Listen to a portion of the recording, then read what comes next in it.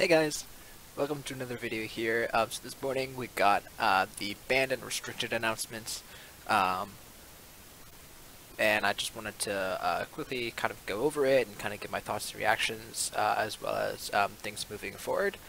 So the most important one, which I'll cover first here, is the one here, which is the change to the companion rule. Everybody kind of wanted this to happen and like expected it, or like was really encouraging it. So basically, they have essentially changed the mechanic so that it's still in your sideboard, but basically you now have the ability as sorcery, which still is before, to pay 3 mana to put the companion into your hand from your sideboard. Works a little bit differently than before, in that before you were casting the card out of your sideboard, and now, so like if there were cards that allowed you to cast spells with flash, then you can do that. In this case, it has to be on your turn to add it from your sideboard into your hand. And also, you don't, like, this is not casting the card, it's just adding it to your hand. So you could do this and pass the turn, or like you can do this and play a different card. The important part is that it's not like some kind of ability or game action. It's a very special action specifically for this case. There's no way to respond to it. It doesn't pass priority. It's not like a thing that can be countered with like Stifle, or I think in the video they cite Phyrexian Revoker. So none of that is a thing. It's just you pay 3 mana, you add the card to your hand. There's nothing in between, and no priorities passed. No real game action has been taken. 3 mana leaves your mana pool, and you have the companion in your hand now, and that's it. And so they've done that and they cite several reasons, primarily the big one being that companions have just been everywhere. You can see in the metagame here that the Yorion deck, the Odd deck, which runs, I believe, Obosh, although that one doesn't run Obosh, that's the Jund deck, but there we go, there's the mono red deck, there's also the mono black Obosh deck somewhere. Yeah, Obosh Sacrifice, which runs Obosh. So I can see in this metagame there's a ton of these companion decks, even Mardu Knight's running it, tons of Yorion decks, so yeah. So definitely needed to be changed, but ironically, I feel like this is might be a hot take, but it's too much in the wrong direction. I almost feel this was a little much. A lot of people were suggesting that they just have you mulligan or have it be a card in your hand, so you would go to 6 cards, like you would only draw 6 cards, and then you would put the card from your sideboard into your hand, and that would kind of outweigh the card advantage aspect. Yeah, that was something that I was more looking at. The fact that they are making this pay 3 is also a lot. It essentially makes all the companions cost 3 more. And even if you don't, you're taking a turn off to add the companion to your hand. I guess it like a lot of people could also look at it as like 3 mana to draw a really good card. So yeah, we'll talk about more of that in a sec, but I also wanted to just quickly touch up on the bans of Agent of Treachery and Fires, as well as their suspension in Historic, which, if you don't know, just means they're banned, but it's a speculatory ban, because in the future, or as Historic gets bigger, they might unban it if there's really good answers, or if the format gets to a certain power level. It just means that this is only a temporary banning, whereas here these are likely to be permanent, especially since Agent of Treachery will be it's going to have a short lifespan. It was going to have a short lifespan in the rest of Standard anyways. So Agent of Treachery, obviously we know that it was seeing lots of play in the Luca deck, as well as back here in the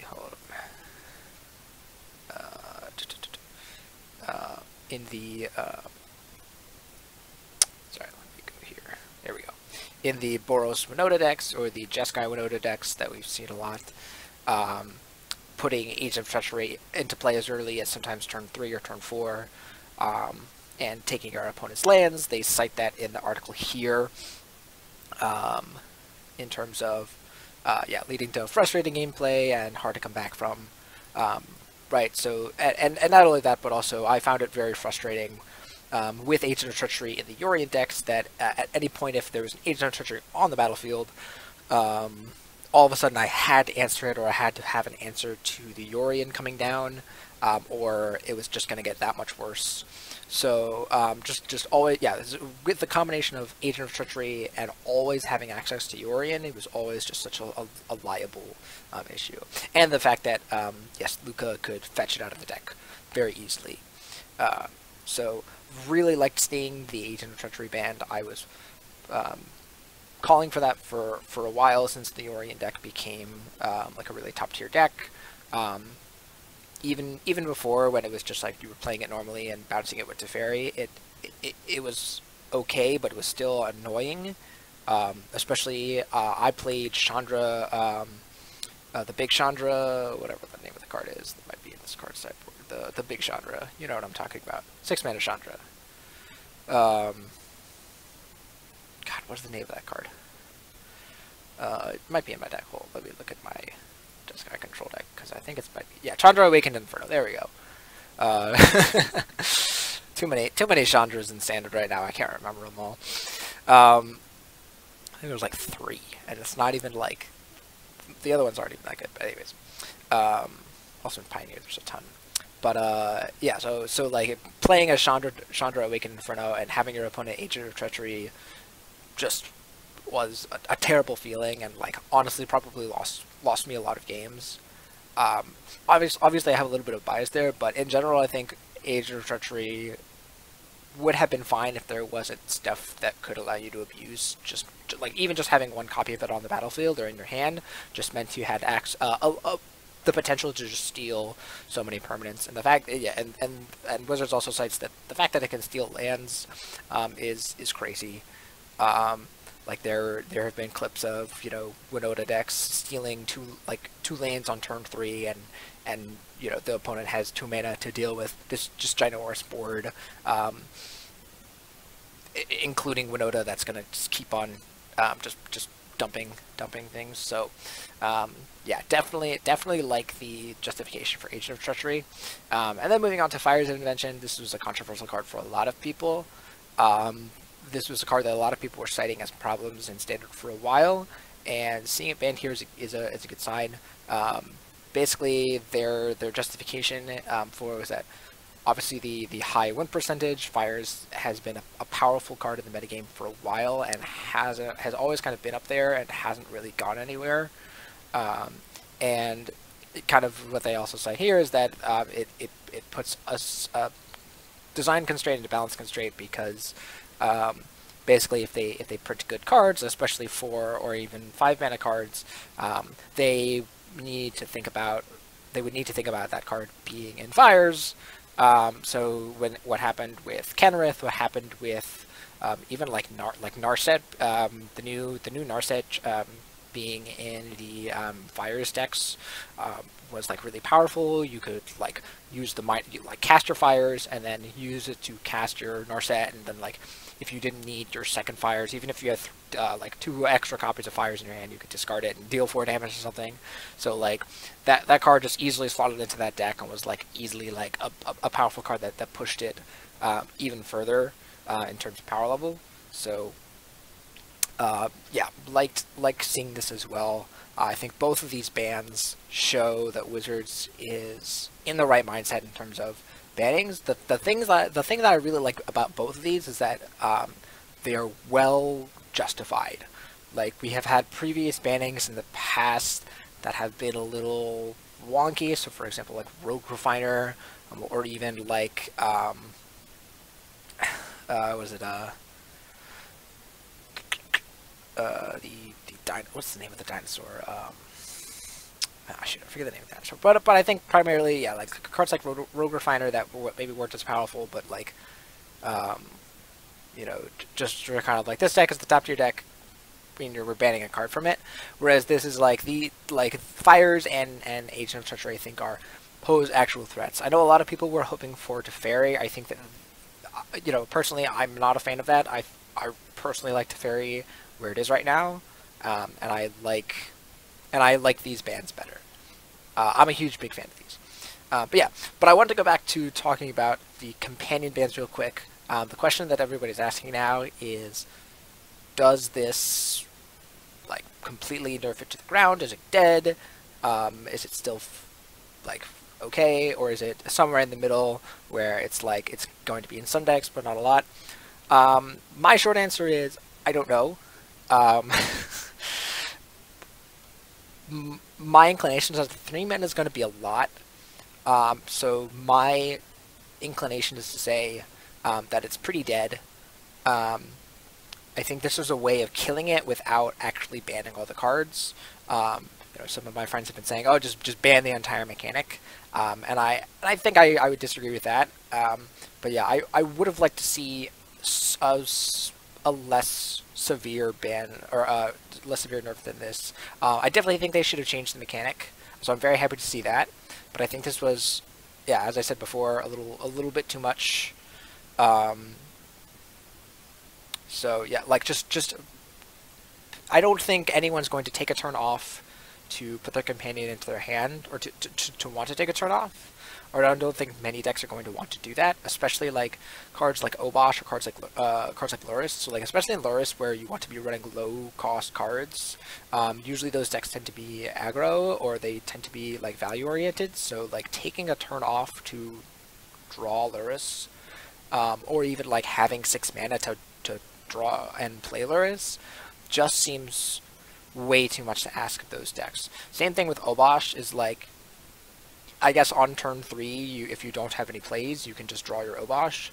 But Obosh, as you saw in the metagames, all of the Obosh decks, the mono red deck and the black deck, or even the Rakdos decks, were aggressively oriented decks, and those decks do not, first of all, run a lot of lands. So paying 3 mana is a lot for them. And even then, like spending those 3 mana and not doing anything but drawing Obosh seems very crippling. Yeah. On note to other companions, like Yorion is probably still fine, because it's a value deck, but Yorions can be such a power play that I think paying potentially 8 mana for it would still be good, and that would put it in kind of a balanced place. I'm really sad to see that Lutri might just be dead. Like before, the Lutri deck that we did on this channel was speculative. Like it was like interesting and it was like fun, but it wasn't really top tier. It wasn't really competitive, because Lutri wasn't really doing a lot. Like Lutri wasn't this end all be all card. It wasn't like super powerful, but it was like good enough in some cases, and the deck was like fine on its own. But now having to pay 3 mana to put Lutri into your hand and just not being able to cast it at instant speed, unless without paying the 3 mana first. Like Lutri, I think, is especially weakened because the whole advantage of it was it having flash and having that surprise factor, and so you paying 3 mana, they now know that you're going to be casting it in the upcoming turns or whatever. So yeah. Besides that, Kaheera is probably still played in control decks or decks that can just run it for free, like decks without creatures. So that's, not really a super big nerf. Karuga and Jegantha also seem to be, not playable anymore, especially with Karuga already having such a steep cost of running more expensive, like all 3 plus mana cards. So like not having a lot of proactive plays early and then being forced to like take another turn off to get your Karuga just seems, yeah, really. The more I go through this, I just feel like companions are just dead. Similar to or going along with that mindset.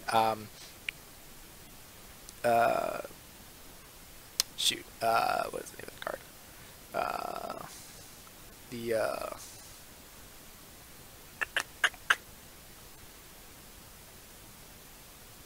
What's the even? Garuda. Garuda is even more like nerfed as well, because the whole point is that you you played it, you have 6 mana, and you just dump your deck. So in Legacy, like that deck is also now heavily reduced in power level. Kind of actually that kind of might be a reason why, is because the decks in Legacy, the Turbo Garuda decks run Lion's Eye Diamond, which allowed you to cast the card from Companion. Like, you had 2 Lion's Eye Diamonds, and you just discard your hand and cast Garuda, because it adds the 3 mana, but it's not in your. It discards your hand, but it's not in your hand when you have the 3 mana, so you just cast it out of your sideboard hand. So that might be a reason why they wanted to add it to your hand, so that the Legacy decks with Lion's Eye Diamond can't abuse that anymore. So that's basically gone. Kind of the same thing with Lurrus and Lion's Eye Diamond. Although Lurrus is banned. What am I talking about? Yeah. This is just so much, such a crazy nerf. But the one nice thing is knowing that they're able to change this mechanic in a way that's not confusing. So like, the concern with changing written text is that if you change it, it's going to be confusing, and it still would be confusing to people who have not seen this announcement, or weeks later or whatever, or months later, who maybe forget this, or new players coming into the game who maybe might not check this and look at Companion and say, oh cool, and then being told, hey, you have to pay 3 mana to get it to your hand or whatever. But I think this was a necessary change, but I'm sad to see that Companions seem to be so nerfed that unless it is very free. So for example, I was talking about this with my friends, that Burn can still run Lurrus without any downside, so it probably just stays in that deck. Same thing going back to the Kahira decks, that the control lists, or the control decks with 0 creatures can just run Kahira, and things like that. So are Companions dead?